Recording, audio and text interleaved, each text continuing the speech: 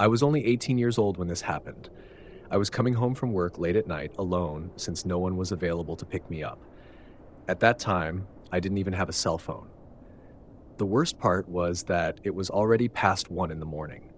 The only good thing was that the walk was short, less than a mile, and usually took about 10 minutes on a night like that. I was feeling sick, starting to catch a cold, and to make matters worse, it was freezing outside, literally below zero. It was early February, so you can imagine how cold it was. I had only been walking for about 2 minutes when a pickup truck slowly approached from behind. It stopped right next to me, and a thin, frail-looking man in his early 30s rolled down the window. "Hey, sweetheart, need a ride? It's really cold out here, and the heat's on," he said with a smile that made my skin crawl. I shook my head, refusing. Even though it was tempting because of the cold, I knew getting into a stranger's car late at night was extremely dangerous. It wasn't worth the risk, no matter how much he seemed to be trying to be nice. "Whatever then," he muttered before driving away, clearly offended. I was relieved that he left. If I knew for sure he wouldn't try to hurt me, I might have considered accepting the ride. But even if he was harmless, I simply wasn't in the mood to deal with a weird stranger throwing compliments and flirty looks my way. Just 2 minutes later, he came back, this time from the opposite direction. I only needed about 4 or 5 more minutes to reach home, but I was already scared to see him again. What did he want now? He stopped next to me again on that long, deserted stretch of road. I've been thinking, you didn't accept the ride because you think I'm weird or something? Is it because of my looks? Because if that's the case, that's really messed up of you. I felt confused and uncomfortable. "It's not that," replied. "Sorry if I offended you. I just don't know you, and I'm almost home." "And where are you going?" he mumbled. "To that apartment complex over there." He smiled in a way that made me uneasy. "Hey, I'm heading there too. Come on, get in, I'll give you a ride." I was irritated, exhausted from the cold, and tried to convince myself that the chances of him harming me were small. Against my better judgment, I agreed. The man stepped out of the truck with an almost unnatural enthusiasm, which made me even more uneasy. He opened the passenger door for me, but before I could get in, something caught my attention. Under the seat, I clearly saw a gun, a pair of handcuffs, and other objects in the center console. My blood ran cold. Without saying a word, I ran as fast as I could. I didn't scream, I just ran like my life depended on it, cutting through a field that led directly to my apartment complex. He yelled behind me, cursing and screeching his tires as he sped away down the road. He didn't try to follow me through the field. When I got home, I told my roommate everything. She insisted that I call the police, but I never did. It was foolish of me, I admit, but I was so exhausted and shaken that I just wanted to forget what happened. Looking back, I'm sure he wasn't heading to the same place as me. He made that up to lure me in. I should have trusted my instincts from the start and never even considered getting into that truck. It was a lesson I will never forget.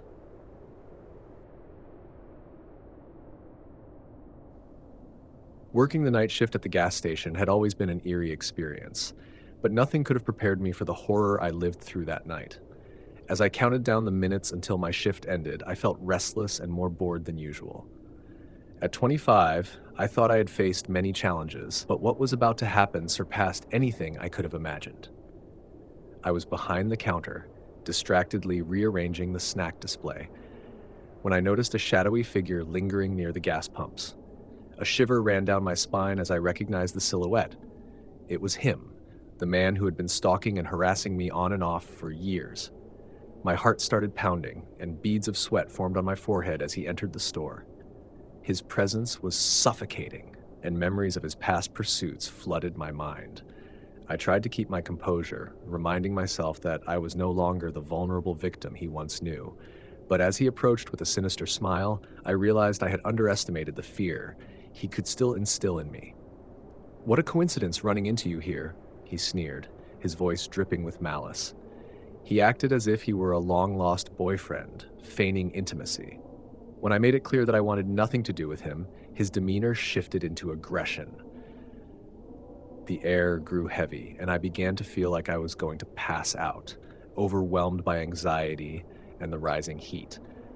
Desperation consumed him, and his forced request for my phone number quickly escalated into a violent assault. In an instant, he grabbed me and tried to drag me to his car. He struck me repeatedly as I screamed for help, struggling to push me inside the vehicle. Luckily, I fought back with every ounce of strength I had. Just when I was about to lose hope, a true guardian angel appeared. A man passing by saw what was happening and, realizing the severity of the situation, rushed to intervene.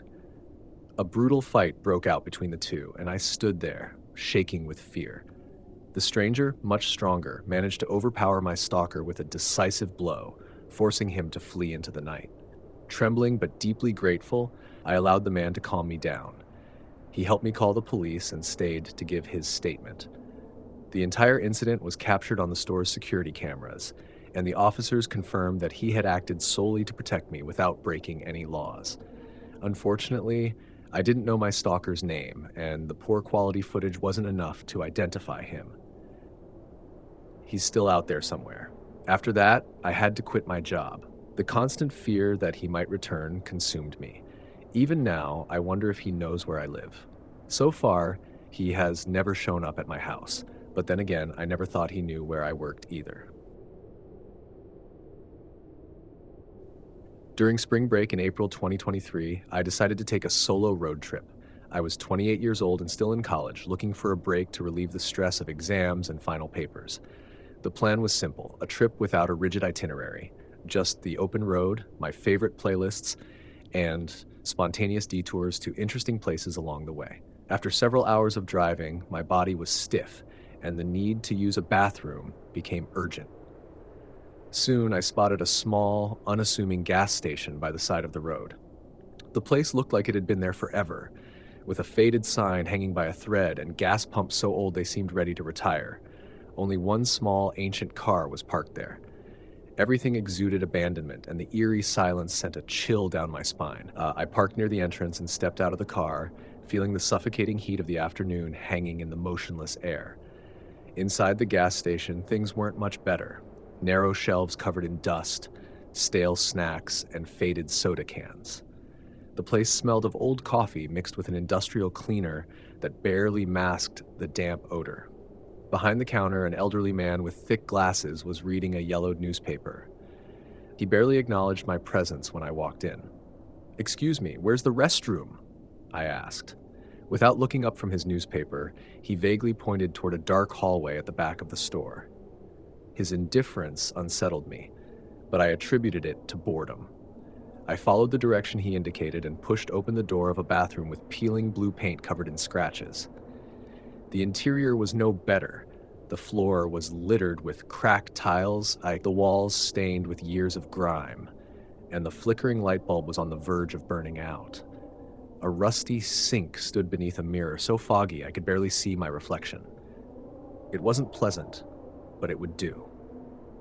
After finishing my business, I went to wash my hands in the sink, where the water trickled out weakly. I pulled a few sheets from the paper dispenser, which groaned in protest and turned to leave. That's when I realized the doorknob wouldn't turn. I tried again, this time using more force, but nothing happened. The door didn't budge an inch. The first thought that came to mind was that the lock was jammed. I rattled the doorknob repeatedly with no success. "Hello?" I knocked on the door, trying to keep my panic in check. "The door is stuck. Can someone help me?" No response. My heart started to beat faster, but I tried to stay calm. Maybe the attendant hadn't heard me. I knocked louder, shouting, "Hey, I'm locked in here!" That's when I heard footsteps on the other side of the door. They approached slowly, each step echoing toward me. I felt a momentary relief. "Please, I'm stuck in here. Can you open the door?" The footsteps stopped. Whoever was there didn't say anything, didn't try to open the door, didn't react at all. They just stood there. The tension in the air was suffocating. "Hello?" My voice was shaking now. The footsteps resumed, this time moving away until they disappeared completely. The initial relief gave way to growing fear. Why didn't they respond? Why didn't they help? I banged on the door harder, my fists pounding against the wood, the fear intensifying with every second that passed. Minutes dragged on. I pressed my ear against the door, straining to hear any sound. Nothing, just absolute silence. My heart was racing. Was I trapped? Was this some kind of cruel joke, or something worse? Just as I was about to give in to panic, the door creaked open. I stumbled back, almost tripping, as I saw the elderly attendant standing in the doorway, looking annoyed.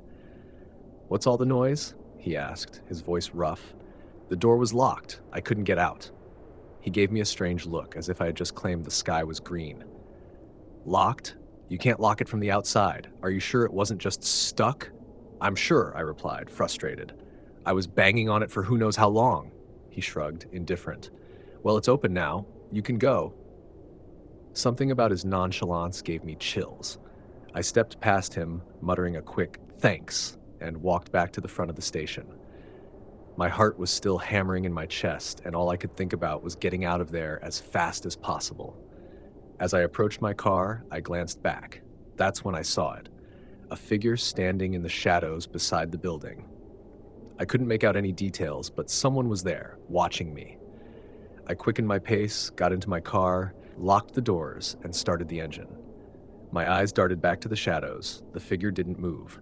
I didn't wait to find out who or what it was.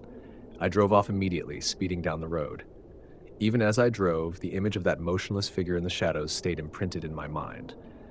When I finally reached my hotel, I locked the door and pushed a chair against the doorknob, seeking extra security. The footsteps and eerie silence of that night still echoed in my mind. I never found out who locked the door, why they didn't respond, or who was standing outside watching me. Maybe it's better that way, but one thing is certain, I'll never stop at random gas stations again.